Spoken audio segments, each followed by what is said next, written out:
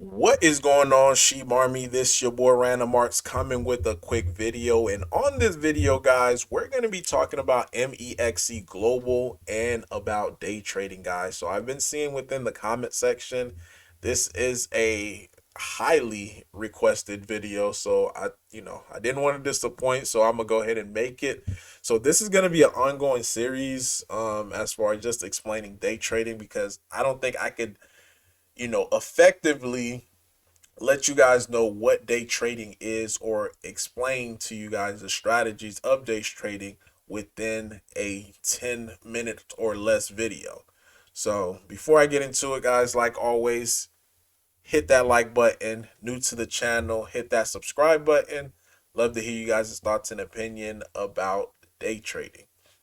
So my main strategy that I like to implement when it comes to day trading is actually short selling.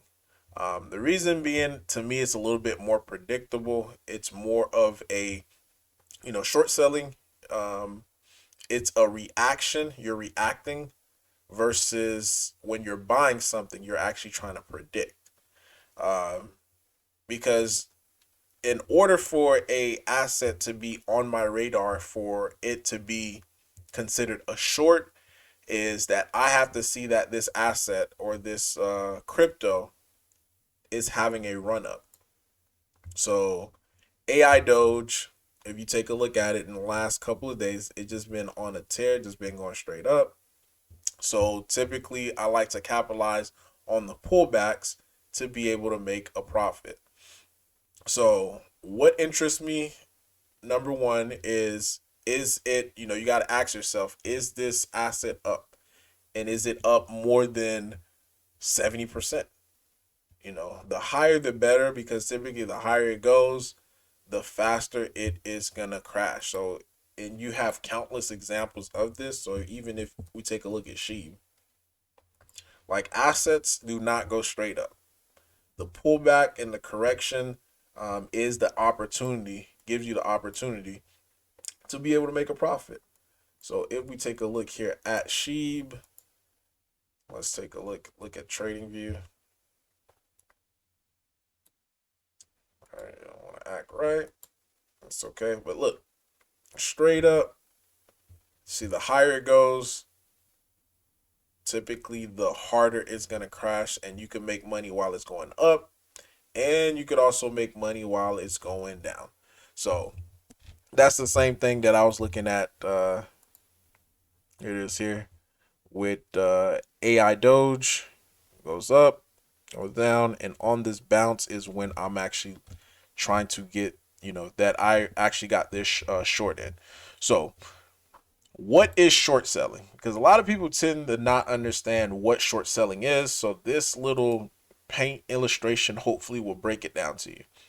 So typically, if you want to short an asset in a traditional sense, and this is, I'm using a stock market example, but it will apply the same as perpetual. So even if you wanted to short in a stock market, with this video, this would actually give you a starting, a head start on how to be able to do so. So typically, you would have to go to your broker and say, "Hey, I want to borrow shares." So you borrow the shares. Well, before we even get to the borrowing of the shares, why would you want to short it? So the reason why most short sellers want to short an asset is because they know that an event is going to happen where the price of the current asset is going to go down. So whether it's through a huge run up, in my example of why I like the short, is anytime an asset goes straight up, typically there's going to have a big pullback. So if you see that example, then you're like, okay, yeah, then I'm a short. Or if it's a forward looking event, so which is buy the rumor, sell the news. So on the day that that event happens, typically that's going to be the selling day, and that is the time and opportunity that you're going to use to be able to short sell. So you got to first understand that the price, because you're not just going to short it at random spots. Um, so you got to understand that there is going to be a time where the asset is going to have a pullback. So if you have that in mind, then okay, boom, you're okay to be able to think about shorting. So in a traditional sense in the stock market, you'll go to your broker and say, "Hey, I want to borrow XYZ stock." So they'll let you borrow XYZ stock, and let's say that stock currently right now is trading at $10, but you have a feeling and you did your research, you did your due diligence, and you know that it cannot sustain the $10 price point and that the price is going to go down. Then what you would simply do is sell that borrowed share that you borrowed from your broker. You will sell it to the open market, and let's say it was trading at $10. So you sell it to the open market and now you receive $10. So the $10 goes to you, but keep in mind you still have to return the shares that you borrowed to your broker. Um, so what you would end up doing with that $10 that you just got for selling it is you go back to the open market when the price goes down. So if the price goes down, then you're going to use that same $10. You're going to buy it in the open market because you're going to return that share back to your broker. But at this point in time, the stock is trading at $5. So you use your, you take $5 from your $10, you buy the stock, return it back to your broker, and now you're just going to split the difference, which is $5. So now your profit is $5. So in a nutshell, that is how short selling work. So same way with perpetuals, except that you don't really have to go to the rigmarole of borrowing a share. You could simply just go straight in and just do it. So currently right now, and this is actually having a bounce, um, time frames that I like to use when it comes to shorting. I like to look at the 15 minutes. 15 minutes is more for entry. So if I'm looking to enter into it, I'm looking at the 15 minutes. If I'm looking to just be able to see a trend, I'm looking at the 1 hour, 4 hour, and also day. I like to see things on multiple time frame because I don't want to trade against the trend. So right now, we're seeing that it had 3 days of an up move, followed by a red day, and now this is AI Doge is having a bounce. So that's the first thing that I'm playing in my head. I like, okay, it had 3 days up move, it had a pullback, now it's having a bounce. So in my mind, I'm looking for now key areas of for me because if it's bouncing, it's typically going to come back to a resistance area.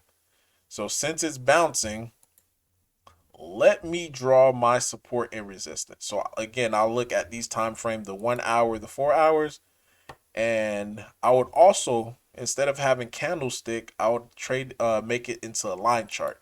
So whenever you're doing support resistance, you want to do a line chart because that is um, the best way to be able to draw your support and resistance. And look where it came to. The reason why I picked this line right here as my resistance and before any of these even happened is due to the fact that when it had this up move and it came down, this is where it bounced from. It bounced here and it caused a resistance and following by this, downward pressure. So once it did that, in my mind, I'm thinking, okay, if this gets to this area, then this is gonna be, then I'm gonna be looking to be able to try to enter into this. So of course it got there. I entered my trade, boom, and it tried to pass this line, this area, this resistance line. One time it couldn't do it. Tried it a second time, couldn't do it. So this was actually just a key confirmation of saying, hey, it tried to break past this resistance twice and it couldn't do it. This is the first time, second time, actually 3 times, the third time, and it still couldn't do it. So this right here, in my opinion, is a good resistance line. So if it actually does get past it, then that would be the time that I would have to get out of this trade. So currently right now I'm up 15%. I'm not 15%, but $15. I'm up almost 100% because I only put 20 something bucks into this trade. And that's all because of the support and resistance that I saw here. So now, as far as for my take profit, I have my take profit to be right here. So why do I have it right here? Is due to the fact that this is a support area. So I want to short at resistance and I want to take profit at support. So remember, short selling is the inverse of buy low, sell high. You want to short high and buy back low because as the price goes down, that is when you're going to start making money. So another thing to do consider as well is how much leverage am I using? So I am not using more than 10% leverage because I found if I do 20, then my stop loss have to be a little bit tighter. So I mean, you could do 20 if you want to. That's I mean, I'm not opposed to it. It's just that for me, I like to let it have room to be for the trade to be able to work at 20, 20x leverage, unless if you have like a huge sum of cash that that you'll let it have, space to be able to bounce around from the resistance area, then you can use 20. But for me, I use 20 bucks, 10x leverage.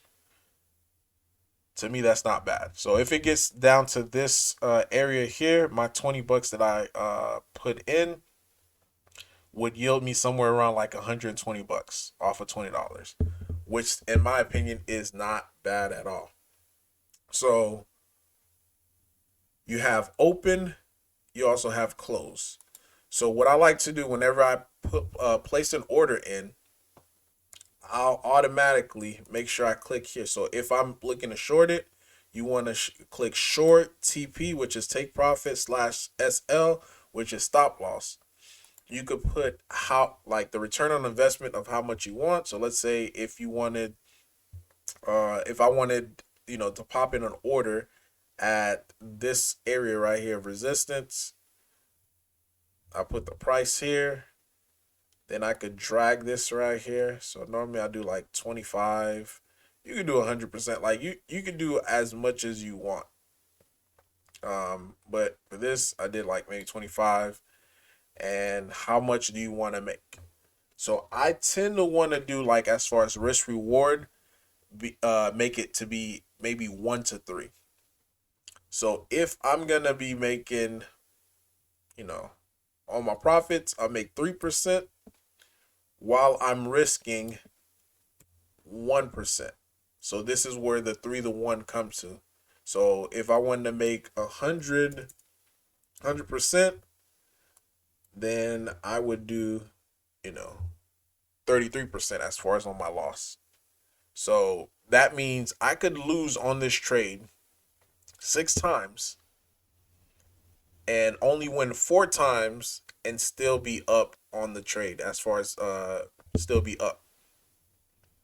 So even if I had like a 40% win rate, if I'm using a 3 to 1 risk reward like on every single one of my trades, then the time that it actually works is gonna wipe out all of my losses. So definitely keep that in mind whenever you're doing like your risk reward. So because look, $5.66. Like if I did 100%, and if I'm wrong, I'm losing $1.86. So if we just do it over a course of 10 trades, and again, remember what I said, if you could be wrong 6 times, because if we did the same thing times 6, so I would lose $11.16 if I was wrong 6 times. But look, if I'm right just the 4 times out of the 5, that's $22.40. So overall, out of 10 trades, I would have profited $11.24, even if I had a 40% win rate, which in my opinion is pretty good. So didn't want to make this video, guys, too long. And one last thing too, as well, to keep in mind, whenever I'm looking for short, this also is a big indicator for me. After the asset or the crypto have, been on a run up, I like to see volume start to decrease, because that to me is a telltale sign that the price should start to come down, because as volume decrease, the price of the asset should start to decrease as well too. So being the fact that I see this is at 14%, and this already had like 2 days, about 2 days of a run, then I know some profit taking is about to happen. And once that start happening, then the price of this particular asset is going to go down. Um, and also, I want to see what is Bitcoin doing. So, what is the overall trend of Bitcoin? If Bitcoin is going down, and I see that this asset is going up, then I know the pullbacks could be a little bit more severe once it starts to pull back, due to the fact that Bitcoin, controls the overall market. And as more people, because as Bitcoin starts to go down, people are going to be looking for liquidity, and where they're going to find liquidity at is typically on an asset that is actually up. So yeah, guys, hopefully you found value in this content. Again, if you guys want me to make more day trading videos, or even have questions about some of the stuff that I discuss, leave it down in the comment below. I'll do my best to answer every single question. Um, and if you want to start day trading, make sure you use my referral link to be able to start day trading on Mexc Global.